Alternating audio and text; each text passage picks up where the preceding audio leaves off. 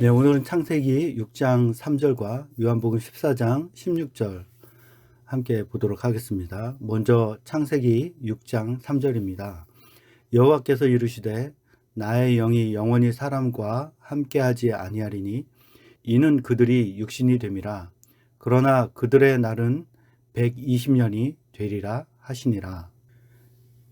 요한복음 14장 16절 내가 아버지께 구하겠으니 그가 또 다른 보혜사를 너희에게 주사 영원토록 너희와 함께 있게 하리니.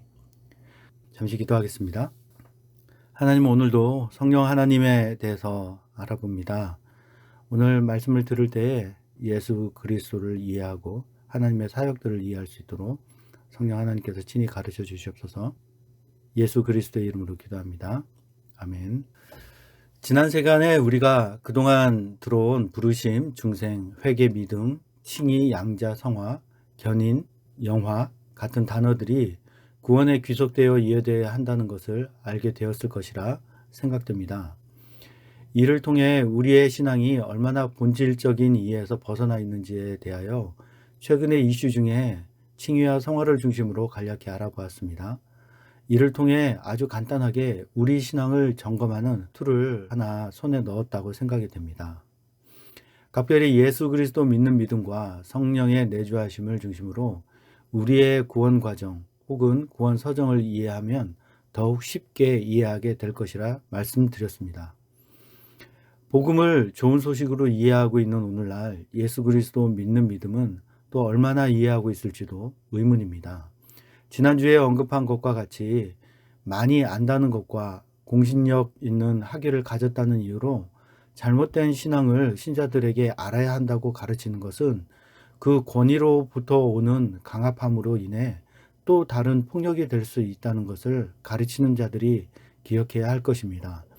그리고 오늘날의 현상에 대하여 자신들의 논리에 합리성을 더하기 위해 성경만 인용한 사실들이 하나님의 백성들에게 유포되고 백성들의 신앙에 대한 혼란을 야기시킨 면에서 책임이 크다고 생각됩니다. 지난주에 구원, 칭의, 성화에 대한 이해 문제점을 말하였으니 오늘은 성령 하나님의 내주하심에 대해 조금 다른 이해를 한 후에 개별 단어와 성령 하나님의 내주하심과 어떤 관련이 있는지 살펴보려고 합니다. 성령 하나님의 내주하심으로 이해하는 것은 모든 구원의 은혜가 하나님이 원인이라는 사실 때문에 별다른 설명을 하지 않아도 논리력이 조금이라도 있는 분들은 이미 추론할 수 있을 것이라 생각이 됩니다. 지속적으로 삼위 하나님의 신자와 함께 거하는 방식이 성령 하나님의 내주하심이라고 설명을 드리면서 이것이 우리의 구원의 본질적인 원리를 이해하는 기초를 제공해 준다고 말하며 설교를 마무리하였습니다. 이 시리즈가 마칠 때에 즈음하여 성령 하나님의 내주하심이 구원이고 영존하신 성령 하나님께서 내주하심으로 사람의 생명도 영생하게 된다는 것을 신앙 상식선에서 이해하게 될 것이라 생각됩니다. 성령 하나님이 영원히 내주하시는 것을 예수 그리스도의 말씀으로 보증하셨으니 그 언약의 보증은 변하지 않으신다는 것을 우리가 믿는 바이기 때문에 더욱 확신하게 됩니다. 예수 그리스도께서 떠나시고 각 신자에게 임할 성령 하나님은 예수 그리스도를 보증하시고 예수 그리스도는 성령 하나님의 내주하심을 보증하셨습니다. 이제 오늘 본문을 보도록 하겠습니다.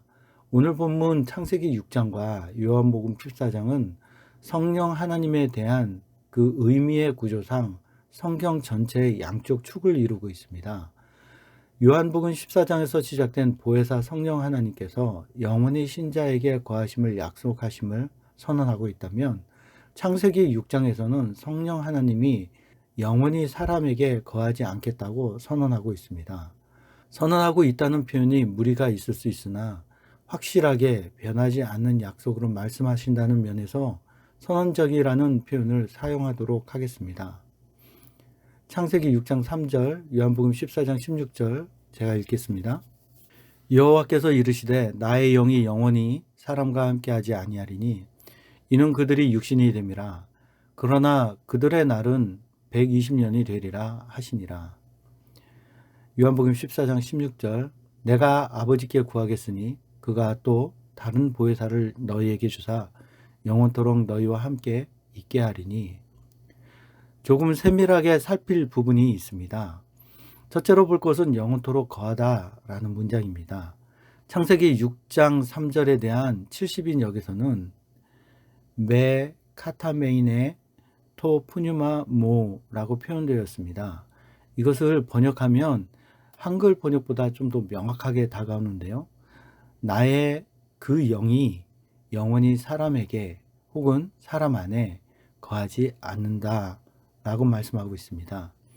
히브리어 원어도 역시 루야 야다운 구이 마이담 이렇게 써 있습니다.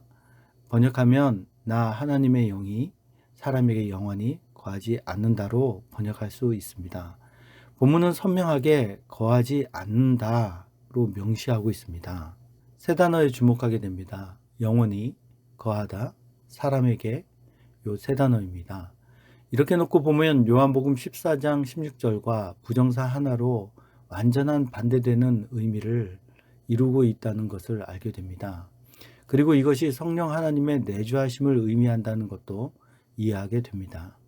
그리고 그 대상은 믿지 않는 자를 대상으로 한다는 것을 말하고 있습니다. 다시 말해 오실 예수 그리스도를 믿지 않는 구약의 사람이든지 오신 예수 그리스도를 믿지 않는 신약의 사람이든지 성령 하나님의 거하지 아니하심은 이 믿지 않는 사람들에게 일반적이라는 사실이 된 것입니다.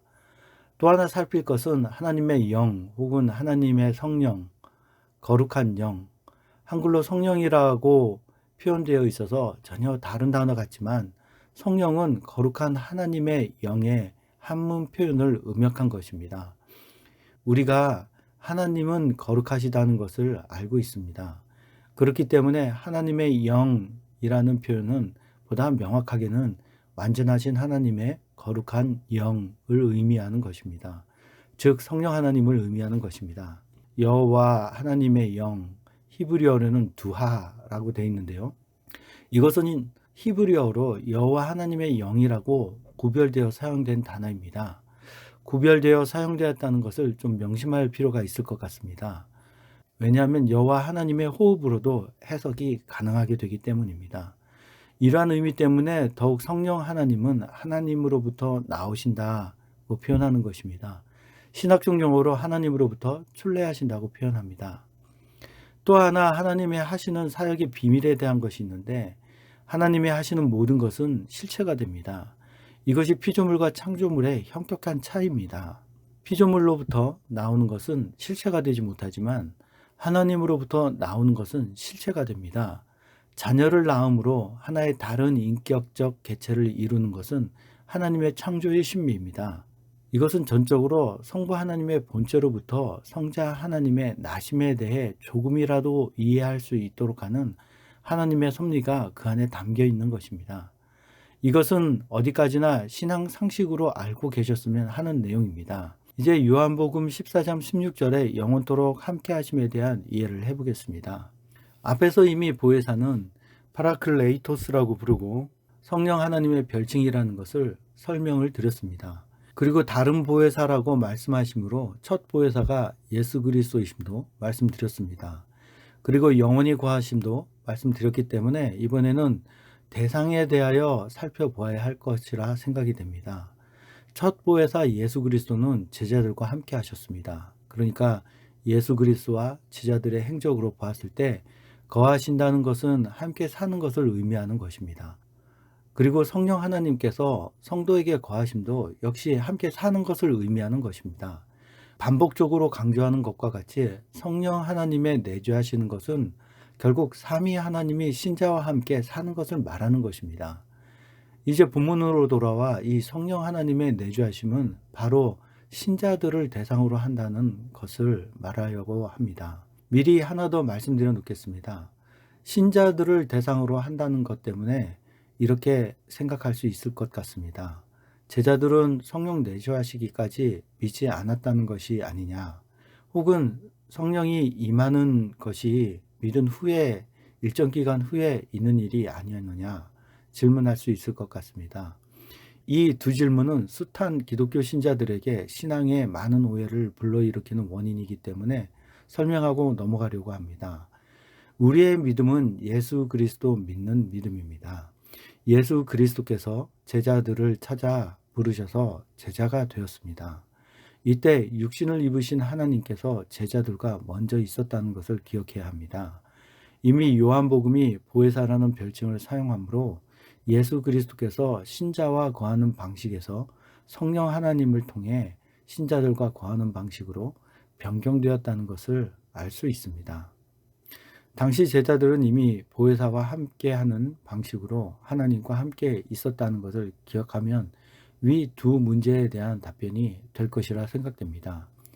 지금 우리에게는 믿는 문제와 성령 하나님의 내주하심은 동시에 일어나는 일입니다.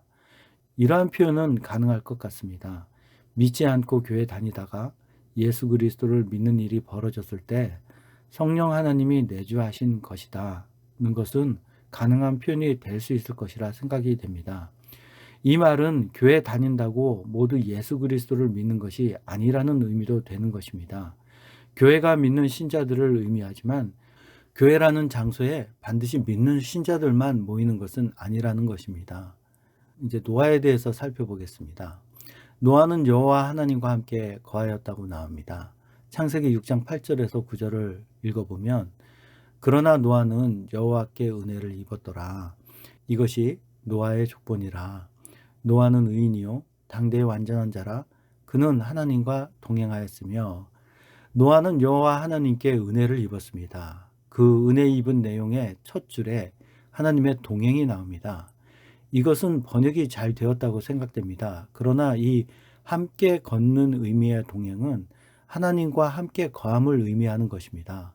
원어적으로 풀려면 많은 과정을 거쳐야 하지만 간단하게 해석해 보아도 노아가 의인인 이유는 사실 여호와 하나님과 거하기 때문에 완전한 자라 할 수 있는 것이었습니다.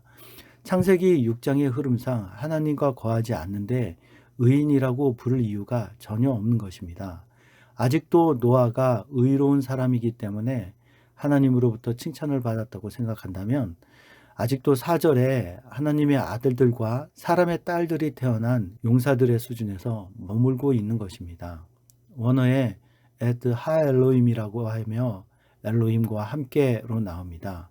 바로 앞에 3절과 구별하여 사용하였는데 이전 설교에서 엘로임은 삼위 하나님을 의미한다고 말씀드렸습니다. 즉 삼위 하나님과 동행하는 것은 의도적으로 사용되었다고 생각이 됩니다. 위에 말씀하신 주체이신 여호와 하나님이 성령 하나님의 떠나심을 선언하였는데 8절에 여호와 하나님께 은혜를 입음으로 삼위 하나님과 함께 거하게 된 것입니다. 다시 말해 성령 하나님께서 떠나심에도 불구하고 믿는 하나님의 백성 노아에게는 삼위 하나님이 함께 계셨다는 것입니다.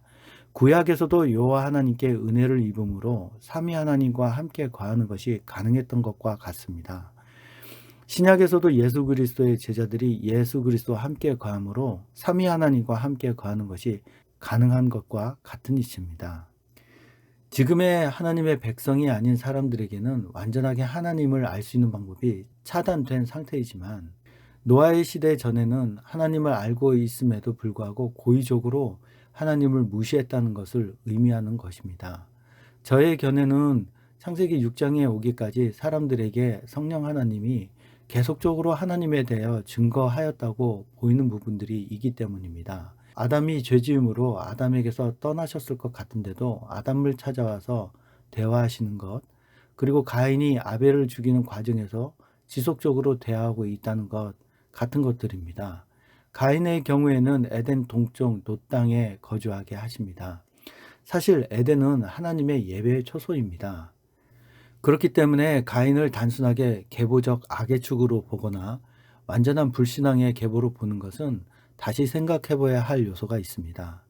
오늘 읽은 창세기 6장 3절에 성령 하나님께서 사람에게 떠남을 선언하시는 것은 사실 하나님께서 지으신 사람이 창조된 피조물의 의미를 말하는 일반적인 의미가 되었고 각별히 하나님의 백성에 대하여 인격적으로 존중해 주는 것을 볼 수 있습니다. 왜냐하면 하나님이 지으신 사람들 중에 노아는이라고 하여 이름을 거론한다는 면 때문입니다. 이후에 성경에서는 하나님의 백성에 대하여 그 고유의 이름을 불러주신다는 것이 특징적입니다. 그러니까 첫 아담 이후에 사람이 계속 죄를 지음으로 이것이 일반적인 사람의 호칭이 되었고, 여호와 하나님께 은혜를 입은 신자들에게는 모두 고유의 이름을 불러주시는 아주 세심한 배려가 성경에 드러나는 것입니다. 여호와 하나님에 대한 믿음, 즉 다시 오실 예수 그리스도에 대한 믿음이 있는 사람들에게는 하나님께서 이름을 불러주심으로 인격적 대우를 해주시고 계신 것입니다. 특히나 2절에서는 하나님의 아들들이라는 별칭까지 붙이게 됩니다. 그리고 사람의 딸이라고 부르므로 사람은 더 이상 믿음의 사람에 대한 용어가 아니라 일반적인 창조물로서 사람을 의미하게 된 것입니다. 그렇다고 하나님의 아들들이라는 호칭이 어떤 다른 존재로서 사람 혹은 특별한 거룩한 존재를 의미하는 것은 아닙니다. 단지 믿는 하나님의 백성을 의미한다는 것입니다. 오늘 본문에 대해 조금 더 이야기해 보겠습니다. 창세기 6장 4절에 당시에 땅에는 네피림이 있었고 그 후에도 하나님의 아들들이 사람의 딸들에게로 들어와 자식을 낳았으니 그들은 용사라 고대의 명성이 있는 사람들이었더라. 이렇게 말씀하고 있습니다. 4절은 사실 성령 하나님이 떠나시기까지 사람의 상태를 축약적으로 보여주고 있다고 보입니다. 아마도 성도님들은 네피림에 대하여 들어보신 적이 있을 것이라 생각됩니다. 혹시 들어보셨습니까? 네피림은 많이 인용되고 있고 사람들이 관심을 특별하게 갖고 있는 듯합니다. 어떤 분들은 네피림을 하나님의 아들들로 생각하는데 네피림은 거인족을 의미합니다. 이 단어가 히브리어로 쓰여 있고 한국인이 갖는 정서로 인해 하나님의 백성 혹은 하나님의 아들들의 이름처럼 들리는 듯합니다. 이러한 이유 때문에 자꾸 하나님의 아들들의 별칭으로 보는 듯한데 네피림이 하나님의 백성이 아니라는 증거는 아낙 자손에 대한 증거로 더욱 분명해집니다. 민수기 13장 33절을 한번 보겠습니다. 거기서 네피림 후손인 아낙 자손의 거인들을 보았나니 우리는 스스로 보기에도 메뚜기 같으니 그들이 보기에도 그와 같을 것이니라. 이 성경 구절은 가나안 정탐과 관련이 있습니다.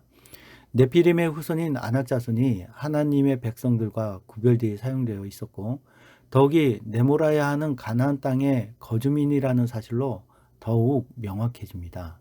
이것으로도 명확하게 하나님의 백성과는 무관한 거인족이라는 사실을 알 수 있습니다. 지금 보고 있는 창세기 6장 4절에서 설명하려는 것은 이것입니다. 네피림 즉 거인족이 있었습니다. 그리고 그 후에라고 명시하고 계십니다.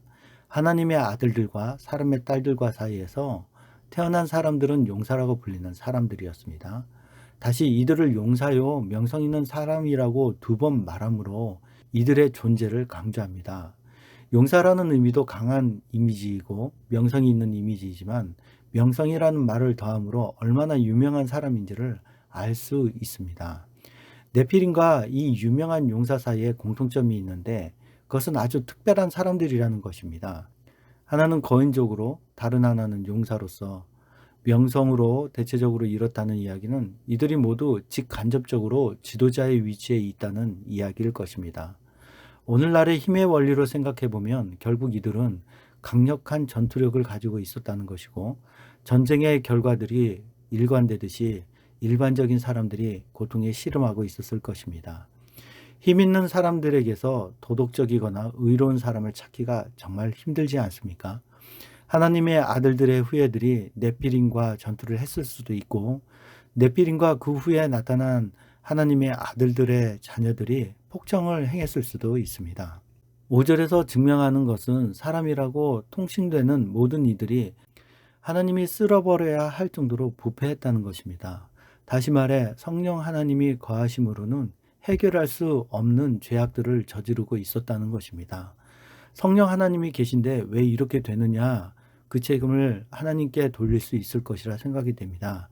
그러나 지금까지 설교 인식구조의 변화 시리즈에서 처음부터 설명드렸듯이 하나님은 인격적 존재들에 대하여 자신과 같은 수준의 대우 즉 존중을 해준다는 사실을 기억하였으면 합니다. 이 문장에서 네피림과 용사의 공통점은 모두 힘을 상징합니다. 그것이 권력이 될 수도 있고 또 물리적인 힘이 될 수도 있을 것입니다. 어떤 형태가 되었든지 간에 이 땅 위에 힘이 있는 사람들이 하는 것과 같이 폭정이 있었을 것입니다. 그러나 그것은 추정입니다. 보다 선명한 것은 이들이 모두 하나님의 백성의 반열에 들지 않았다는 것입니다. 그리고 그들에 대하여 모두 5절에서 말합니다. 여호와께서 사람의 죄악이 세상에 가득함과 그의 마음으로 생각하는 모든 계획이 항상 악할 뿐임을 보시고, 문제는 하나님의 아들들입니다. 그리고 하나님의 아들들이라는 호칭과 그들의 아들들의 영적 행동에도 불구하고 그들이 사람이라는 칭호 속에 들어가 버린 것입니다. 결국 오실 예수 그리스도에 대한 믿음이 없는 것을 의미하는 것입니다. 좀 더 본문 안에서 믿음으로부터 나오는 하나님께 의라고 보일 만한 것이 그들의 후손에 없었다는 것입니다. 하나님의 아들들로부터 출생하였음에도 불구하고 그들 역시 하나님을 믿지 않는 사람이 되었던 것입니다. 두 본문 창세기 6장 3절의 말씀을 통해 성령 하나님이 떠나신 것으로 인해 하나님에 대하여 전혀 모르게 되었고, 이제 요한복음 14장 16절을 통해 믿음의 사람들에게 일반적인 것이 된 성령 하나님의 내주하심을 통해 예수 그리스도 믿는 믿음의 결과를 누리게 되었습니다. 요즘 설교에 익숙한 분들에게는 그러면 그 누림에 대하여 구체적으로 설명해 달라고 말씀하실 것입니다. 그러나 그것이 굳이 필요하지 않은 이유는 여러분들의 삶에서 단 한순간도 성령 하나님이 떨어져 있지 않다는 것입니다. 물론 예수님도 여러분들과 단 한순간도 떨어져 있지 않습니다.